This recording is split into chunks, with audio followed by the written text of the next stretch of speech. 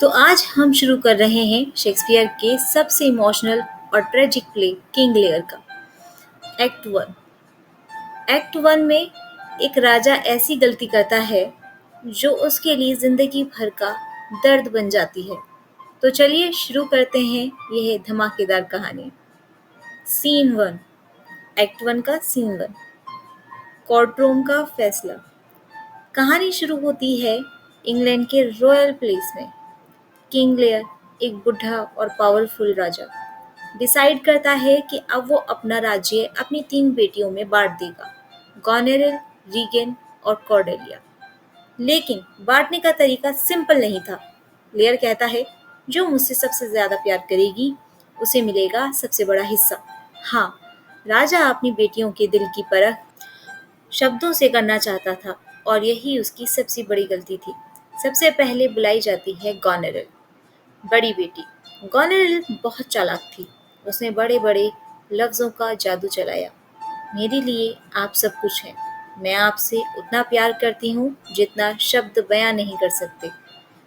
दुनिया में किसी चीज की जरूरत नहीं, बस आप चाहिए।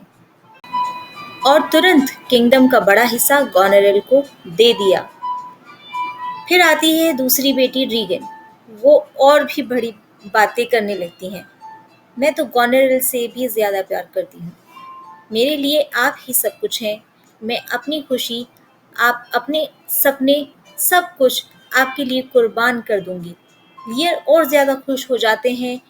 उसने सोचा, मेरी बेटियां मुझे सच में देवता समझती हैं। और रीगन को भी किंगडम का हिस्सा मिल जाता है। अब आती है सबसे छोटी बेटी कॉर्डेलिया। लियर सोचते हैं कि कॉर्डेलिया तो सबसे ज्यादा प्यार करती है, वो जरूर सबसे बड़ी बात बोलेगी। लेकिन कॉर्डेलिया ईमानदार थी। उसने कहा, मैं आपसे उतना प्यार करती हूँ जितना एक बेटी अपने पिता से करती है, ना ज्यादा ना कम। ये सुनकर लियर का चेहरा गुस्से से लाल हो गया और सब कोर्ट शोक हो गए। लियर ने अपने सबसे प्यारी बेटी को किंगडम से निकाल दिया। कॉर्डेलिया चुपचाप चली गई, लेकिन फ्रांस के राजा उसके ऑनेस्टी से इम्प्रेस होता है और उससे शादी कर लेता है। कॉर्डेलिया कहते हुए जाती है, भगवान आपको सद्बुद्धि दे पिताजी।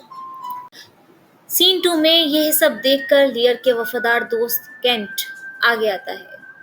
वो कोर्टियर हैं, नोबल मैन हैं और महाराज ये गलती मत कीजिए। कॉर्डेलिया सच बोल रही थी। झूठी चमचागिरी पर भरोसा मत कीजिए। लेकिन लियर ईगो में अंधा था। तुम भी मुझे सिखाओगे? तुम भी जाओ मेरा कोर्ट छोड़कर। और लियर कैंट को भी बैन कर देता है। दूसरी तरफ लियर गॉनरल और रीगन को बड़ा हिस्सा देकर सोचता है कि अब वो पीसफुली रिटायरमेंट इंजॉय करेगा। उसका प्लान था कि वो दोनों बेटियों के घर, कभी गॉनरल के पास कभी रीगन के पास जाया करेगा। लेकिन लियर को नहीं पता था कि जिन्होंने आज प्यार का नाटक किया वही कल उससे सबसे बड़ा धोखा देंगे। अब आते हैं सीन 3 पर। यहाँ पे सीन 3 में आपको इंट्रोड्यूस कराती हूँ मैं एडमंड से।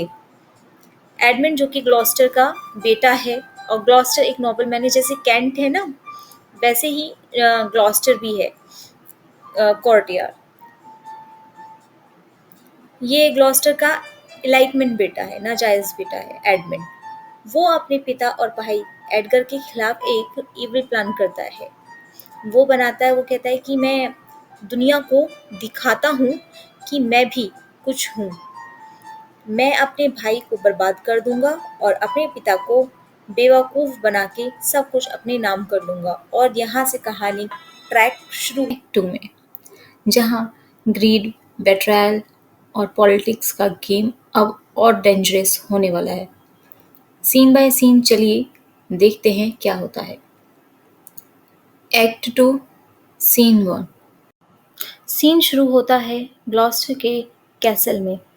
एडमंड इलिजिमेट सन एक डेंजरस प्लान बनाता है और उसका गोल है अपने भाई एडगर को डिस्ट्रॉय करना। वो अपने भाई एडगर को वार्निंग देता है, भाई तू भाग जा, लोग तुझे ढूंढ रहे हैं। मैंने सुना है तो किंग के खिलाफ कॉन्स्पिरेसी में है। लेकिन ये सब झूठ था। एडमंड खुद एक चाल चल रहा था। वह चाहता था कि एडगर को फंसा सके और अपने बाप ग्लॉस्टर की आंखों में हीरो बन सके। अब एडमंड अपने आप को चोट पहुंचाता है। हाँ, खुद को जख्मी करता है। जब ग्लॉस्टर आता है, एडमंड ड्रामा करता है। फादर, एडगर ने मुझे मारने की कोशिश की। मैंने मुश्किल से बचाव किया। ग्लॉस्टर गुस्सा हो जाता है। बिना कुछ सोचे समझे वो एडगर को ट्रेटर डिक्लेयर करता है और उसे घोषित कर देता है वांटेड क्रिमिनल। एडमंड बन जाता है गुड सन और उसे मिलती है अपने बाप का ट्रस्ट और उसकी प्रॉपर्टी का रास्ता। तभी एंटर होते हैं कॉर्नवॉल और रीगन। वो भी एडमंड की एक्टिंग से इम्प्रेस हो जाते हैं। रीगन कहती है, तुम बहुत वफादार हो एडमंड, तुम जैसे लोग ही राज्य के लायक होते हैं। एडमंड का प्लान काम कर गया। एक ही सीन में उसने भाई को भगाया, बाप को बेवकूफ़ बनाया और पॉलिटिकल पावर भी जीत ली। अब आते हैं सीन 2 पर। अब लियर का लॉयल फ्रेंड केंट डिस्गाइज में आ जाता है। वो अपना रूप चेंज कर लेता है लियर के मैसेज के साथ। उसका टारगेट है गॉनरेल और रीगन से लियर के लिए इंसाफ मांगना। लेकिन रास्ते में उसकी टक्कर होती है ऑसवर्ल्ड से, गॉनरेल का चमचा। कैंट गुस्सा हो जाता है, तेरे जैसों की वजह से राजा अकेला पड़ गया है, और दोनों के बीच होती है जबरदस्त फाइट। तभी रीगन और कॉर्नवॉल वहां पहुंच जाते हैं। केंट को पनिश किया जाता है, स्टॉक्स में बंद कर दिया जाता है, जहां लोग उसे देखकर मजाक बनाए। ग्लॉस्टर कहता है ये इंसल्ट है किंग के मैसेंजर के साथ। लेकिन कॉर्नवॉल कहते हैं अब लियर का ऑर्डर हम नहीं मानते, हम अपनी मर्जी से चलेंगे। अब आते हैं सीन 3 पर। यहाँ दूसरी तरफ भागता हुआ एडगर जंगल में छुप जाता है। अपनी पहचान छुपाने के लिए वो बन जाता है पुअर टॉम, एक पागल और नंगा भिखारी जैसा आदमी। ये एक सिंबल है, एक नोबल आदमी जो दुनिया के धोखे से गिर के रोड पे आ गया। सीन 4 पर आते हैं। किंग लेयर फाइनली पहुंचता है ग्लॉस्टर के घर, जहां उसका लॉयल कैंट स्टॉक्स में बंद होता है। ये देखकर लियर का गुस्सा बढ़ जाता है। मैं किंग हूँ, मेरे मैसेंजर को कैसे इंसल्ट किया गया। लेकिन रीगन और कॉर्नेलिया लियर को इग्नोर करती हैं। वो कहती हैं आप ओल्ड हो गए हैं, आपको इतनी सेना क्यों चाहिए, सो नाइट्स का क्या काम है। लियर शॉक हो जाता है। पहले कॉर्नेलिया ने उसकी बेइज्जती की, अब रीगन भी उसी रास्ते पे। लियर कहते हैं मेरे पास कुछ नहीं बचा, तुम दोनों मेरी बेटियां नहीं हो सकती। उसका दर्द उसके शब्दों में दिखता है। ओ रीज़न नहीं, not the need, O reason not the need. और उसी वक्त आसमान में बिजली चमकती है, एक तूफान शुरू हो जाता है और लियर के दिमाग और दिल दोनों में चल रहा है। रीगन और गॉनरेल कहते हैं अब आप रात को हमारे महल में नहीं रह सकते, बाहर जाओ। लियर कहते हैं ठीक है, तुम्हारे झूठे प्यार से अच्छा है मैं तूफान में मर जाऊं।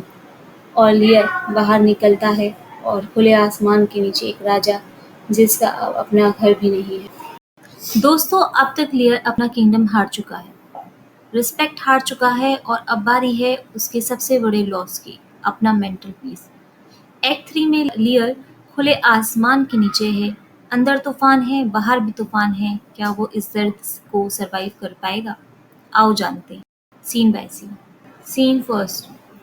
सीन शुरू होता है एक तेज तूफान के बीच। डियर जंगल में भटक रहा है और उसके साथ है सिर्फ उसका लॉयल फूल। मीनवाइल कैंट अपना वेश बदल लेता है और डियर की मदद कर रहा है। वो एक जेंटलमैन से मिलता है और कहता है कॉर्डेलिया फ्रांस से लियर की मदद करने आ रही है। यानी एक रे ऑफ खौफ है, लेकिन लियर के आसपास सिर्फ अंधेरा छाया हुआ है। सीन 2। इस सीन में आता है शेक्सपियर का सबसे आइकॉनिक मोमेंट। लियर तूफान में चिल्लाता है। लियर अपने दर्द को आसमान से बात करके निकालता है। उसका दर्द इतना गहरा है कि अब वो नेचर से लड़ रहा है, जैसे कह रहा हो, अगर दर्द देना है तो पूरा दो, मैं सब कुछ झेल लूंगा। साथ में फूल उससे समझाने की कोशिश करता है, लेकिन अब लियर किसी की नहीं सुन रहा। ये लियर का इमोशनल ब्रेकडाउन है, जहाँ वो अपने सेंसेस खो रहा है। सीन 3। ग्लॉस्टर सीक्रेटली लियर की हेल्प करने की प्लानिंग करता है। जब उसे पता चलता है कि लियर जंगल में भटक रहा है, वो कहता है, ये तो नाइंसाफी है, राजा के साथ ऐसा सलूक नहीं होना चाहिए। लेकिन रेगन और कॉर्नवेल को ये बिल्कुल नहीं पसंद आता। ग्लॉस्टर के लिए प्रॉब्लम्स अभी शुरू ही हुए हैं।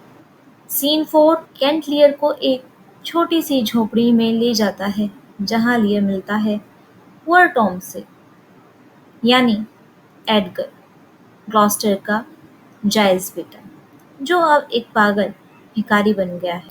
लियर, जो खुद टूट चुका है, पुअर टॉम में एक सच्चा इंसान देखने लगता है। वो कहता है, इस आदमी के पास कुछ नहीं, फिर भी ये जिंदा है, शायद इंसान का असली रूप यही है। लियर अपने कपड़े तक उतार देता है, जैसे कह रहा हो, अगर सब कुछ छिन गया तो बचा क्या, सिर्फ मैं। ये सीन दिखाता है कि कैसे एक किंग अब कॉमन मैन बन गया है, या शायद उससे भी। मीनवाइल एडमंड अपने नेक्स्ट लेवल विलन मोड में आ चुका है। जब उसे पता चलता है कि उसका बाप ग्लॉस्टर लियर की मदद कर रहा है, तो वो जाके रीगन और कॉर्नवेल को बता देता है। कॉर्नवेल इम्प्रेस हो जाता है और एडमंड को कहता है, तुम अब ऑफिशियली ग्लॉस्टर के वारिस हो। मतलब अब एडमंड लीगली भी पावर में आने लगा है, अपना बाप तक बेच दिया उसने। सीन 6। लियर, कैंट, फूल और पुअर टॉम एक पुरानी झोपड़ी में होते हैं। लियर अब पूरा पागलपन दिखाता है। ये लियर का दिमाग अब पूरा हिल चुका है। तभी ग्लॉस्टर आता है और उन्हें सीक्रेटली वहां से ले जाता है ताकि उनकी जान बच सके। सीन 7। ग्लॉस्टर की सजा। कॉर्नवेल को जब पता चलता है कि ग्लॉस्टर ने लियर की मदद की, तो वो उसे पकड़ के ले आते हैं। और फिर होता है इस एक्ट का सबसे हॉरिफाइंग मोमेंट। कॉर्नवेल अपने हाथों से ग्लॉस्टर की आंखें निकाल देता है। हाँ, ये ब्रूटल है। और जब एक सर्वेंट अपोज करता है, तो उसे भी मार दिया जाता है। ग्लॉस्टर चीखता है ग्लॉस्टर चीखता है, अब मैं अंधा हूँ, लेकिन अब मुझे असली चेहरे दिख रहे हैं। दोस्तों, एक्ट 3 में लियर अपनी मैडनेस में सच्चाई ढूंढता है। जब सब कुछ हिन जाता है, तभी इंसान को असली सच दिखाई देता है। सीन में एडगर अब भी पुअर टॉम के रूप में जंगल में छिपा है। तभी वहां आता है उसका अंधा पिता ग्लॉस्टर, जिसे सर्वेंट्स ले जा रहे हैं। ग्लॉस्टर कहता है, मुझे पुअर टॉम के पास ले चलो, उस पागल में मुझे एक सुकून मिलता है। एडगर अपने बाप को पहचान देता है, लेकिन छुप जाता है, अपना असली रूप नहीं दिखाता। ग्लॉस्टर कहता है, मैं तब अंधा था जब मैंने एडमंड जैसे धोखेबाज पर भरोसा किया और एडगर जैसे वफादार बेटे को दुश्मन समझा।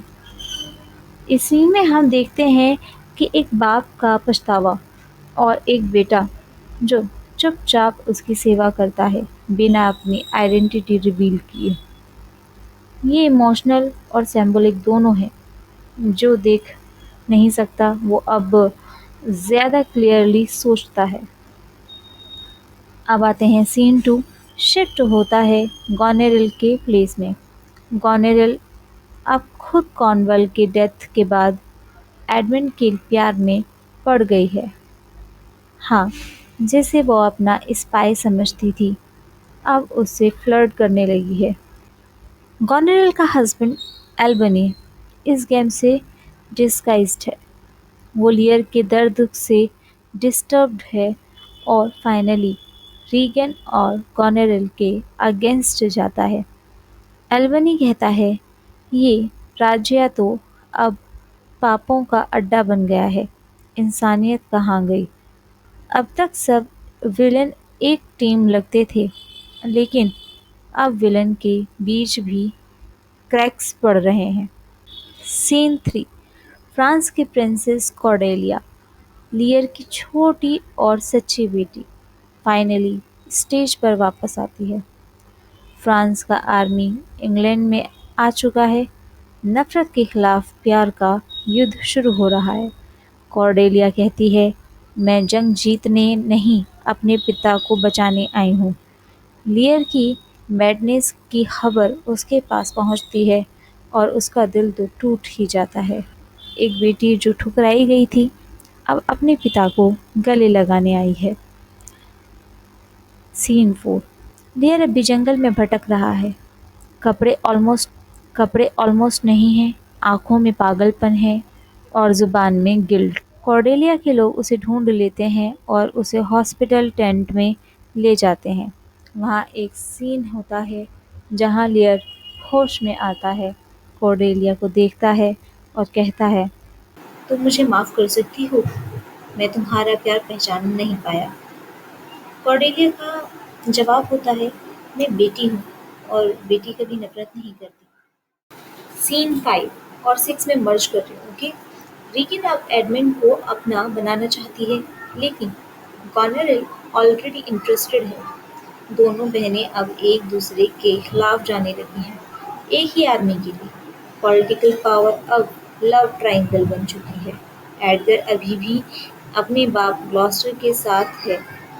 उससे एक प्रिटेंड सुसाइड प्लान करता है ताकि वो अपने दर्द से बाहर आ सके। ग्लॉस्टर झुके हुए बोलता है, मैं ज़्यादा जीने लायक नहीं हूँ, लेकिन एडगर पुअर टॉम के रूप में उसे बचा लेता है और स्लोली उसे ज़िंदगी का मतलब समझाता है। एक्ट 4 का मोरल।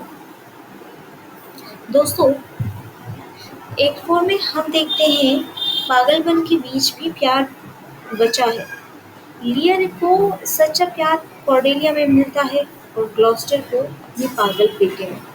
शेक्सपियर कहता है, गलती सबसे होती है, लेकिन कभी-कभी माफ़ी भी मिलती है।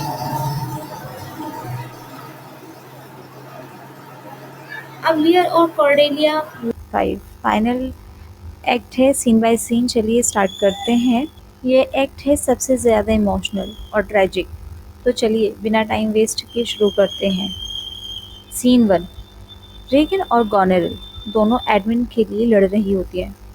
रेगन डाउट करती है कि एडमिन गॉनेरिल से ज़्यादा क्लोज है। गॉनेरिल भी जेलस है और सोचती है कि अगर उसका हस्बैंड एल्बनी रास्ते से हट जाए तो एडमिन के साथ इजीली राज कर सकती है। एल्बनी वहाँ आता है और कहता है, मैं फ्रांस से लड़ूंगा, पर सिर्फ अपने देश के लिए, पावर के लिए नहीं। गॉनेरिल दिल में सोचती है, काश मेरा हस्बैंड मर जाए, ये बहुत ऑनेस्ट है। मेरे प्लान्स के बीच में आता है। इसी वक्त एक डिस्गाइज्ड आदमी, जो असल में एडगर है, एल्बनी को एक चिट्ठी देता है जिसमें लिखा होता है कि गॉनेरिल और एडमिन मिलके उसके खिलाफ प्लानिंग कर रहे हैं। वॉर की तैयारी शुरू हो जाती है। सीन 2। फ्रेंच आर्मी को कॉर्डेलिया लीड करती है और इंग्लिश आर्मी को एडमिन। बैटल होती है और रिजल्ट लियर और कॉर्डेलिया को कैप्चर कर लिया जाता है। एडगर अभी भी भेष बदले हुए है। कैंट को मिलता है और कहता है, हम हार गए। लियर और कॉर्डेलिया अब एडमिन के हाथ में है। सीन 3। लियर और कॉर्डेलिया प्रिजन में है। कॉर्डेलिया परेशान है, पर लियर उसे समझाता है, हम दोनों जेल में जाएंगे, पर वहाँ भी एक साथ रहेंगे। जैसे बर्ड्स गाते हैं, हम भी गाएंगे। मैं बस तेरे साथ रहना चाहता हूँ। लेकिन एडमंड सीक्रेटली ऑर्डर देता है, कॉर्डेलिया और लियर दोनों को मार दो। एक मास्क्ड नाइट आता है एडमंड को ड्यूल के लिए चैलेंज करने। वो नाइट है Edgar the Duke. Dramatic fight होती है। एडगर एडमंड को हरा देता है और उसे घायल कर देता है। एडगर अपना डिस्गाइज उतारता है, मैं तुम्हारा भाई एडगर हूँ। हमारे फादर ग्लॉस्टर शॉक और खुशी से मर गए जब मैंने अपनी असली पहचान उन्हें दिखाई। गॉनेरिल रीगन को पॉइजन देती है। रीगन तुरंत मर जाती है। गॉनेरिल को फिर गिल्टी महसूस होता है और वो खुद को मार लेती है। एल्विनी ऑर्डर देता है, कॉर्डेलिया को बचा लो, पर देर हो जाती है। लियर स्टेज पर आता है, अपनी बेटी कॉर्डेलिया का डेड बॉडी कंधे पर उठाए हुए। लियर चिल्लाता है, मेरी कॉर्डेलिया, मेरी बच्ची, तुम मुझे क्यों छोड़ गई? दुखी और टूट चुका लियर अपनी बेटी के पास ही मर जाता है। सिर्फ एल्बनी, केंट और एडगर बचते हैं। The end of this